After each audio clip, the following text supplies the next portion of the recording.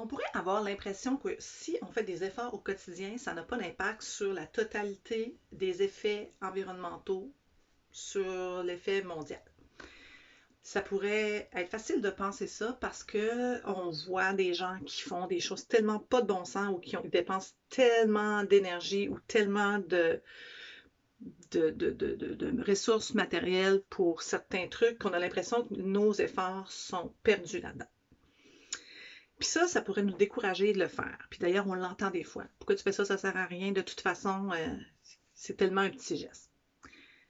Je vais vous dire mes raisons pour lesquelles je pense qu'il faut continuer à faire des gestes individuels, même si on a l'impression que ça n'a pas d'impact au bout de la ligne. Donc, premièrement,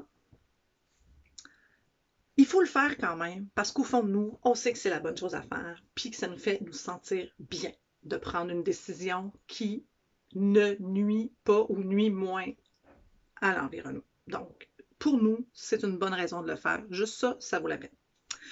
Deuxièmement, c'est que quand on fait des choix qui s'en vont dans une direction, ça influence les gens autour de nous, directement, notre famille puis nos proches. Donc, si on s'engage dans un processus de réflexion sur notre consommation, mine de rien, on va influencer les gens autour de nous et que peut-être, dans quelques mois, ben, eux aussi vont peut-être s'attarder plus à pourquoi je prends telle ou telle décision. Donc, influencer les gens directement autour de nous, doucement, là, sans devenir des gourous, là, mais quand on voit quelqu'un faire quelque chose régulièrement, ça nous influence. Troisièmement, ben, si il y a de plus en plus de gens qui sont conscientisés un petit peu là, un petit peu là, ça augmente la masse critique de gens qui sont informés, qui sont sensibilisés. Puis ça fait que quatrièmement, le mouvement devient moins marginal et moins bizarre. Donc, plus il y a de gens qui font telle action, moins c'est vu étrange. Donc, il y a des gens qui ont besoin que ça devienne plus étrange avant de le faire. Donc, s'ils le voient beaucoup, ben ils vont finir par le faire. On peut penser au sac réutilisable qui, au début, quand ça a commencé, ben c'était pas tout le monde qui le faisait parce que c'était bizarre puis c'était changé nos habitudes, mais maintenant, il n'y a plus personne qui se pose de questions. Donc, à force d'avoir vu tout le monde le faire, de voir que c'est pas compliqué, on le fait. Bon, là, on a passé au niveau de la loi, donc on n'a plus le droit, souvent, les magasins ne l'offrent même plus, le sac de plastique, mais avant ça, les gens qui l'avaient commencé, ça a fait que quand le règlement a changé, ça n'a rien changé pour eux parce qu'ils étaient déjà habitués. Cinquièmement, les compagnies qui nous vendent des trucs veulent faire de l'argent. Donc, si on demande un produit, mais à répétition, puis qu'ils voient que chez leurs compétiteurs, tel produit fonctionne de plus en plus, ils vont saisir l'occasion pour vous offrir le produit en question. Donc, plus on demande de produits qui sont meilleurs pour l'environnement, plus ils vont nous en offrir. Maintenant, on peut aller chez Walmart, il y a des sections de trucs de produits naturels ou meilleurs pour l'environnement. C'était pas comme ça avant, mais il y a tellement de demandes, c'est tellement rendu plus normal que même les grandes chaînes l'offrent. Puis ben, quand ça va dans une grande chaîne, ben, les gens qui sont pas sensibilisés vont peut-être l'acheter parce que ben, il est à côté ou hop, là, je viens d'allumer que ça existe. Puis ça démocratise, ça normalise l'achat de ces produits-là. Fait que quand vous demandez ces produits-là, quand vous en achetez, plus vous en achetez, vous montrez aux grandes compagnies qu'il y a de l'intérêt pour eux de se lancer là-dedans. Donc, c'est une façon d'influencer ce qui vient d'en haut. Alors, plus on est de gens à acheter des produits particuliers qui sont meilleurs pour l'environnement, plus les grandes compagnies vont nous en offrir. Elles veulent faire de l'argent, fait qu'elles vont profiter du fait qu'on en veut. Des fois, on peut avoir l'impression que tout doit venir, comme on dit d'en haut, là, les entreprises, les gouvernements, par les lois, tout ça.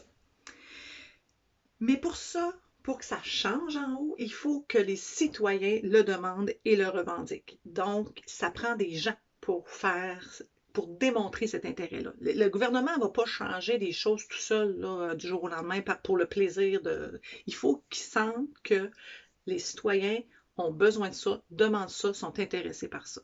Donc, en faisant des choix qui sont plus responsables, admettons, on parle ici juste de la consommation, bien, ça montre notre intérêt, puis le gouvernement ou les grandes compagnies vont voir l'intérêt et ils vont s'ajuster. Septièmement,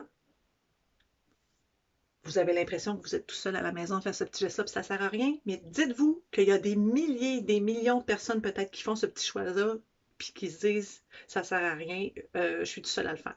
Toutes ces petites personnes-là, toutes seules à le faire, mises ensemble, c'est plus une personne, deux personnes, un mini-groupe. C'est des millions de personnes, puis à un moment donné, ça va être des centaines de millions, puis peut-être des milliards de personnes. Donc, dites-vous, je ne sais pas si c'est une bonne... Est-ce que je mets mon énergie au bon endroit? Est-ce que ça vaut la peine? Dites-vous qu'il y a plein de gens en ce moment qui se posent la même question, qui peut-être vont poser le geste et que vous multipliez cet effet-là de ce petit geste-là qui sert peut-être à rien. Multipliez-le par des millions de fois, ça fait une différence. La même chose, si vous ne le faites pas, ça fait une différence multipliée par des millions de fois. Fait qu'à un moment donné, on essaie d'aller du côté des solutions pour augmenter le nombre de personnes qui sont du côté sensibilisé afin d'agir dans le bon sens. Huitièmement, je dirais que c'est un enjeu qui doit être encouragé de tous les côtés. Là, il faut arrêter de se dire « Ah, ben nous, les citoyens, ça ne sert à rien qu'on fasse ça, il faut que ça vienne du gouvernement. » Puis le gouvernement, il faut qu'il arrête de se dire « Ah, mais là, les citoyens ne sont pas d'accord, fait qu'on ne le fera pas. » Il faut que ça vienne de toutes parts. Des entreprises, des gouvernements, des municipalités, des groupes de citoyens, des gens tout seuls, des compagnies, des présidents de petites compagnies. On a besoin de l'aide de tout le monde. Il faut arrêter de se dire « Ah, mais là, moi, je vais attendre que lui le fasse avant de... » Gna, gna, gna. Il faut que tout le monde décide de faire sa part, puis à un moment donné, tout ça ensemble va migrer ensemble, puis va donner un gros mouvement. Mais il faut arrêter d'attendre que ce soit d'autres qui le fassent avant nous pour nous montrer que peut-être, oui, ce serait une bonne idée ou que ça vaut la peine. On a le droit de prendre nos propres décisions et de se dire « Moi, je trouve que c'est important, je le fais, même si dans l'immédiat, je ne vois pas la différence. Mais je le sais que c'est mieux. Puis à un moment donné, il y a plein de gens qui vont penser comme moi. Puis ça va faire une différence peut-être plus visible. Mais il faut arrêter d'attendre de voir la différence parce qu'on ne la verra pas tout de suite. On ne la verra pas de nos yeux, je veux dire. On ne pourra pas savoir qu'on a fait une différence. Ça ne se verra jamais, ça. On ne pourra jamais le voir.